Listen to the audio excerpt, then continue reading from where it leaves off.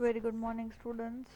Today, as we have ended or done with the chapter unit number 1, that is marketing research practices, before moving further, આગળ વધતા પહેલાં આપણે ફરીથી આખા ચેપ્ટરનો યુનિટનો overview લઈ લઈએ એટલે આપણે કઈ વસ્તુ ભૂલ આપણે કઈ વસ્તુ મિસ નથી થઈ અને તમને એક ક્વિક રિકોલ મળી જાય જેથી કરીને અગર કંઈ તમારું રહી ગયું હોય તો તમે ધ્યાન દઈ શકો એના ઉપર. આપણે સૌથી પહેલાં શરૂઆતમાં જોયું કે માર્કેટિંગ રિસર્ચ પ્રેક્ટિસ કોણે કહેવાય, એની ડેફિનેશન શું હતી. અલગ અલગ ડેફિનેશન્સ અલગ અલગ ઓથર્સ પ્રમાણે એની ડેફિનેશન અલગ હતી. આપણે ફિલિપ કોટલરને ધ્યાનમાં રાખતા જોઈએ અને કહીએ તો marketing research is a systematic problem analysis, model building and fact finding for the purpose of improved decision making and control in the marketing of goods and services. Marketing research પ્રોસેસમાં તમારે definition દેવાની રહેશે by authors. પછી છે marketing research process આપણે જોઈ છે જેમાં માર્કેટિંગ રિસર્ચ પ્રોસેસ ઇન્ક્લુડ શું કરે છે તો જોઈએ એમાં ફરીથી define the problem, second specify the research objectives, third determine the data source, fourth is formulate the research design, next is design the sample, next is decide where the study will be executed, how and by whom, third execution of the study, process of the data, analysis and interpretation of the data, and the last is prepare and present the report to the decision makers. પછી આપણે જોયું તો research design કોણે કહેવાય. Research design is the plan of action, a plan to collect and analyze data in an economic, efficient and a relevant manner. Hence, research design is considered as the blueprint for any research. The research design no meaning ને definition.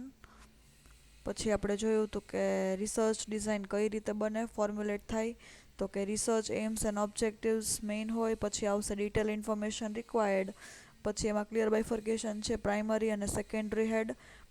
Secondary રિસર્ચમાં જોઈએ તો desk research એટલે that એ include શું કરતો હતું કે ક્વોલિટેટિવ રિસર્ચ. પછી પ્રાઇમરીમાં ફિલ્ડ વર્ક હતું, પછી ક્વોન્ટિટેટિવ રિસર્ચ દેતું. Next included the sampling, next is the data collection, and both combining secondary and primary research goes with the data processing and analysis, and the last is data presentation. પછી આપણે જોયું તો in detail types of research design, exploratory design research હતું. The fundamentals difference between an exploratory and descriptive research is that an exploratory research follows a format that is less structured and more flexible than descriptive. Descriptive research કોને કહેવાતું હતું?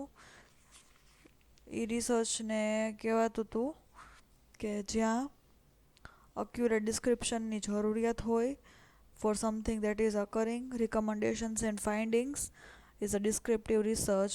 પછી આપણે જોયું casual research. Casual research કોને કહેવાતું હતું?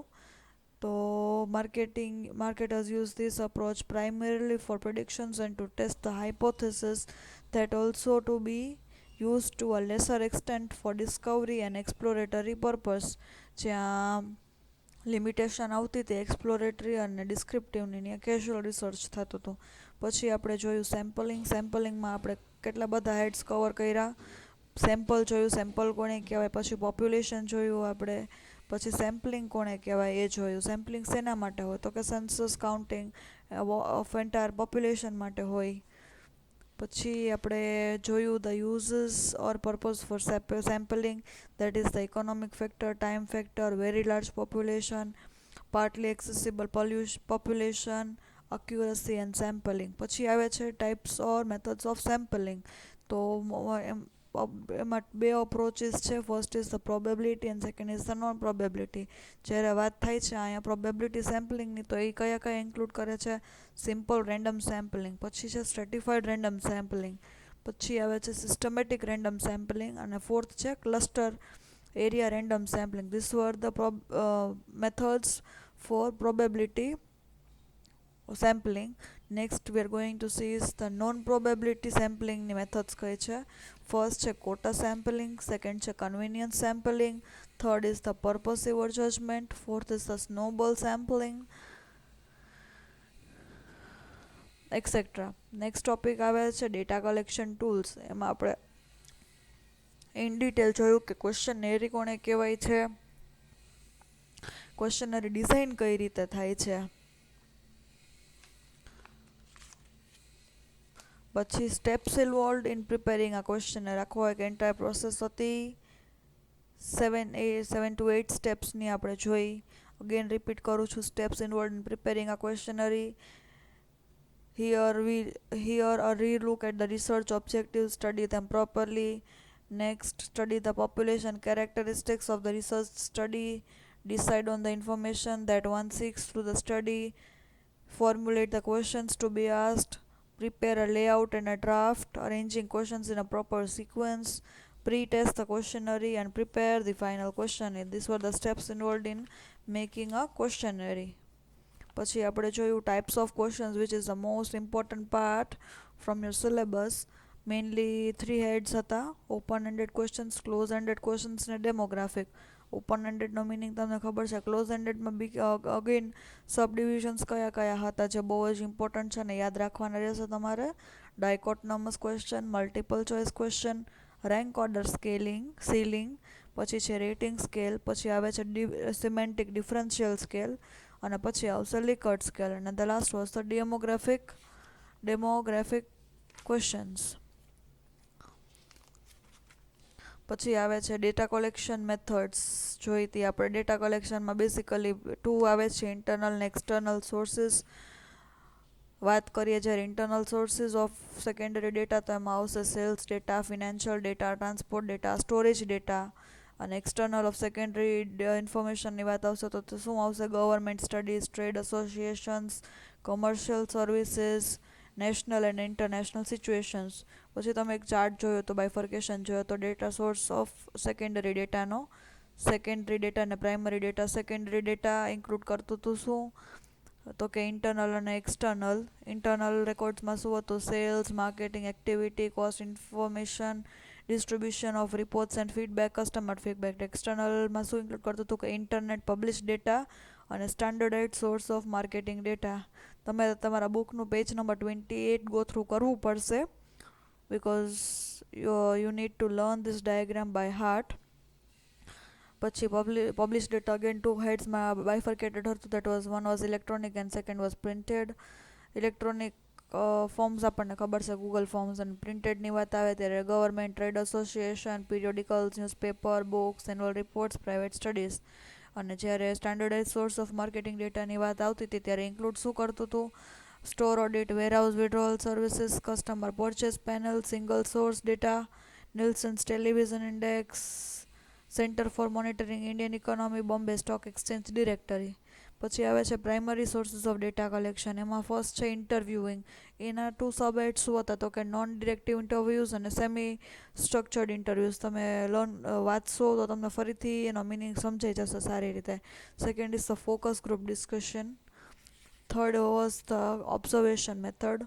Fourth હતું ક્વેશ્ચનરી. ક્વેશ્ચનરીમાં અગેન ઘણા ઇન્ક્લુડેડ હતા sub heads like door to door interview, shopping mall intercepts, purchase intercept technique, omnibus survey, telephonic survey, mail survey અને એક્સપેરિમેન્ટેશન. પછી અને fifth was the experiment and sixth was the case study method. So this was all about the primary sources of data collection. Next we covered is the research report. આપણે જોઈ ગયા research report કોને કહેવાય, research report એકચ્યુઅલમાં શું હોય છે, આપણે practically પણ એ કરેલું છે. પછી આપણે characteristics or qualities of a good report જોયા હતા. That was, it should consider the audience, it should address the information needs, it should be concise and yet complete, it should be objective oriented, style of writing, etc. So these were the characteristics. Next we have seen the research report format. તો research report format શું include કરતું હતું? તો first that is a title page, second was a table of content, third was a list of tables, Fourth was the executive summary. Executive summary માં again 4 heads હતા: sub objectives, results, conclusions, recommendations. પછી body of the report, એમાં પણ again sub heads હતા, like introduction, methodology, results અને limitations એની શું હતી. Sixth was the conclusion and recommendation. Seventh was the appendix, and eighth was the bibliography. So this is all about the research report format in detail. Next, we covered the topic of marketing information system. Marketing information system શું કહેવાય, શું હોય એકચ્યુઅલમાં, કોની સાથે related છે નથી, આપણે બધું ડિટેલમાં જોઈ ગયા છીએ. Marketing information system, also known as decision support system, with setups to make the managerial decision more making process easier. પછી એમાં ઇન્ક્લુડ કરતા હતા ડિસિઝન મેકિંગની વાત આવી ત્યારે અગેન 3 heads ઇન્ક્લુડ થયા: strategic decision making, management control decisions અને operation control decisions. પછી આપણે જોઈએ Philip Kotler defined MKIS as a people, equipment and procedures to gather, sort, analyze, evaluate and distribute the needed, timely and accurate formation of marketing decision makers. We have seen the definition by Kotler and Jobber both. Next included was the MKIS included the recurrent information, monitoring information and requested information. These are the three main heads for MKIS system. Next, we have seen the importance of marketing information system. That is what? Anticipation of customer demand. Second was the systematic approach. Third is the economic indicator. Fourth is the significance of analyzing competition. Fifth was the development of technology. Next was the understanding the customers. Marketing planning was the last. પછી આપણે in detail જોઈએ components of MKIS. Basically 4 heads included હતા: internal reporting system, marketing research system, marketing intelligence system અને marketing models, અને which were affected by what marketing environment થી affect થતા હતા. કહો તો કે market, channel, competitors, political, legal, economy and technology. decisions ની વાત આવતી હતી ત્યારે again 3 heads include થયા: strategic decisions, control decisions and operational decisions. So this was all about MKIS, that is marketing information system, in detail. Today we have seen and covered the entire unit number 1 as highlights.